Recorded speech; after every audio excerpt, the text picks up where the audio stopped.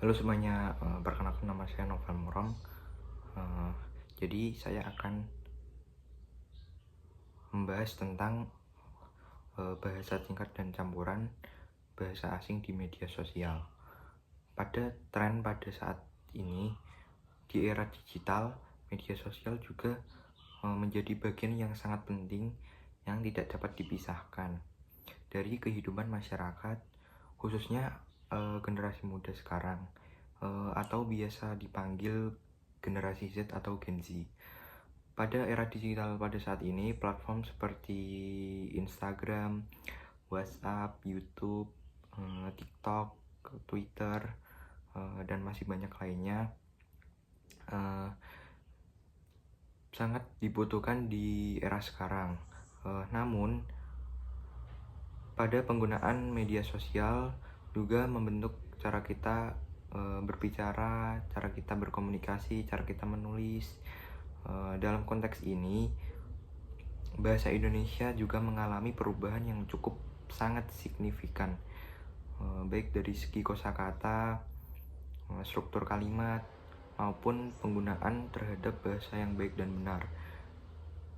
Fenomena bahasa Indonesia di era generasi sekarang, khususnya pengaruh media sosial, bahasa Indonesia yang digunakan cenderung bersifat singkat, tidak baku, dan penuh singkatan.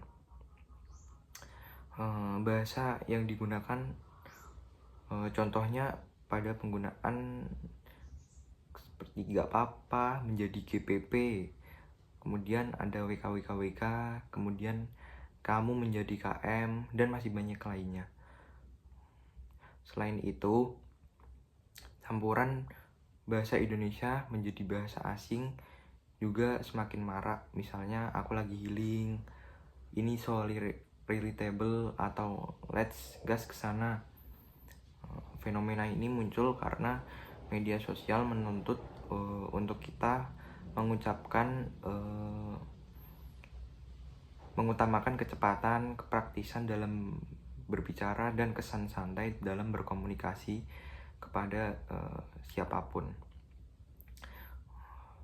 Dampak positif media sosial terhadap bahasa ini juga memberikan ruang kreativitas dalam berbahasa Indonesia. Namun, bahasa Indonesia menjadi lebih dinamis dan mampu beradaptasi dengan perkembangan zaman. Dengan munculnya kosakata baru menunjukkan bahwa bahasa kita lebih hidup dan berkembang. Selain itu, media sosial juga dapat menjadi sarana penyebaran informasi, edukasi, dan kampanye penggunaan bahasa. Bahasa Indonesia sangat-sangat baik jika dimanfaatkan dengan tepat. Kemudian ada dampak negatif juga. Dampak negatif terhadap penggunaan bahasa Indonesia. Di sisi lain, dampak positif ada juga dampak negatif. Penggunaan bahasa Indonesia yang tidak baku secara terus-menerus berdampak pada menurunnya kemampuan berbahasa formal, terutama di kalangan pelajar dan mahasiswa. Banyak yang tanpa sadar membawa gaya bahasa media sosial ke dalam tugas akademik. Banyak mahasiswa bermedia sosial sangat tidak terstruktur atau dibawa ke dunia akademik seperti pembuatan tugas, surat resmi, atau laporan. Kesalahan-kesalahan yang diberikan yaitu seperti kesalahan ejaan, struktur kalimat, kemudian penggunaan bahasa yang tidak tepat, serta minimnya kosakata baku. Hal-hal tersebut menjadi masalah yang semakin marak dan semakin banyak ditemui di era sekarang. Bahasa baku menjadi masalah yang lebih serius di era sekarang. Perubahan sikap masyarakat terhadap bahasa Indonesia yang baku sering dianggap kaku, tidak gaul, dan kurang relevan di era sekarang. Padahal bahasa baku memiliki fungsi yang sangat penting dalam konteks formal akademik, dan profesional. Jika sikap ini terus dibiarkan, maka kemampuan berbahasa yang baik dan benar bisa semakin tergerus.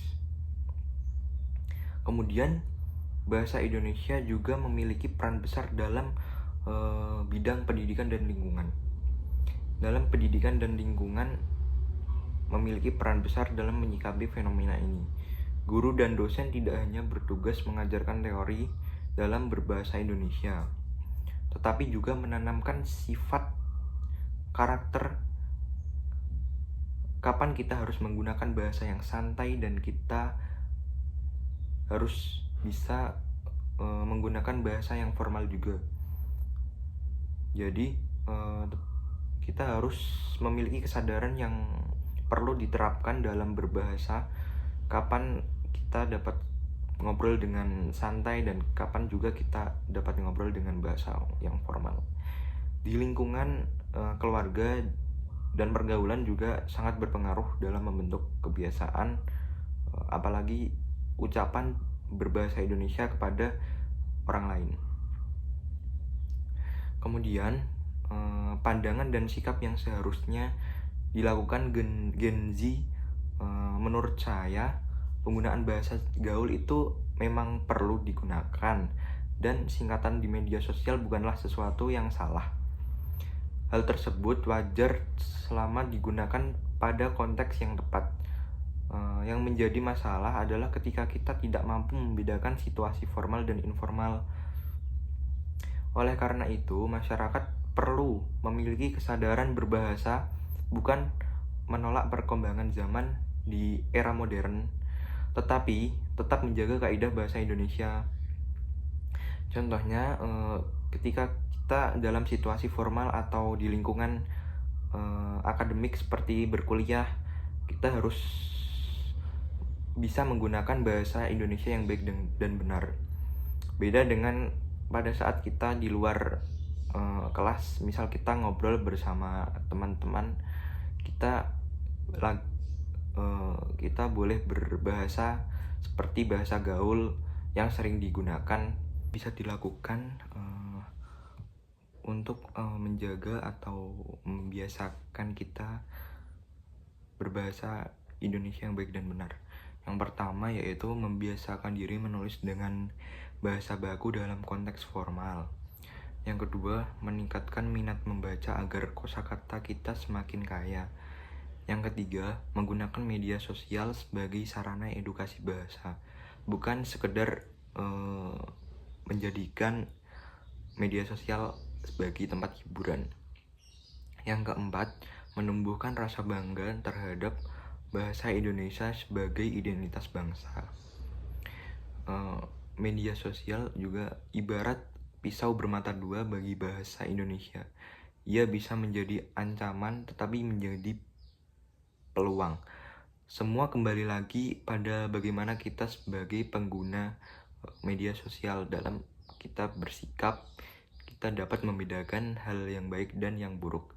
Jadi kita mampu menggunakan bahasa Indonesia secara bijak, maka bahasa ini tidak akan tertinggal oleh zaman, justru akan semakin kuat dan relevan di era digital. Menurut saya, kunci utama dalam menyikapi fenomena ini adalah kemampuan menempatkan bahasa sesuai konteks. Bahasa singkat dan campuran bahasa asing boleh-boleh saja, tetapi digunakan dalam komunikasi yang santai di media sosial. Namun, dalam situasi yang formal seperti pendidikan, pekerjaan, atau penulisan akademik, penggunaan bahasa Indonesia yang baku harus tetap dijaga. Dengan demikian, kita tidak dapat kehilangan jati diri dalam bahasa Indonesia, tetapi juga mampu mengikuti perkembangan zaman di era modern. Pendidikan memiliki peran penting. Hal ini mengacu pada guru dan dosen yang perlu memberikan pemahaman kepada peserta didik tentang perbedaan ragam bahasa formal dan non-formal. Selain itu, media sosial juga bisa dimanfaatkan sebagai sarana edukasi bahasa, misalnya dengan konten yang mengangkat kata bahasa Indonesia yang baik dan benar ataupun sejenisnya. Sebagai pengguna media sosial, kita juga memiliki tanggung jawab untuk menggunakan Bahasa secara bijak mengikuti tren boleh, tetapi tetap harus disertai dengan kesadaran akan fungsi dan peran bahasa Indonesia sebagai alat komunikasi dan identitas bangsa. Dengan hal tersebut, bahasa Indonesia akan tetap lestari meskipun berada di tengah arus globalisasi dan perkembangan teknologi yang pesat.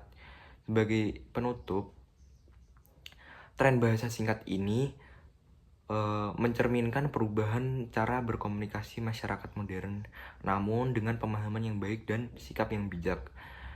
Kita dapat menyeimbangkan antara kebebasan berekspresi di media sosial dan pelestarian bahasa Indonesia yang baik dan benar. Sekian ulasan atau pidato singkat mengenai topik tren bahasa asing dan campuran dalam penggunaan bahasa Indonesia. Terima kasih telah menyaksikan video saya.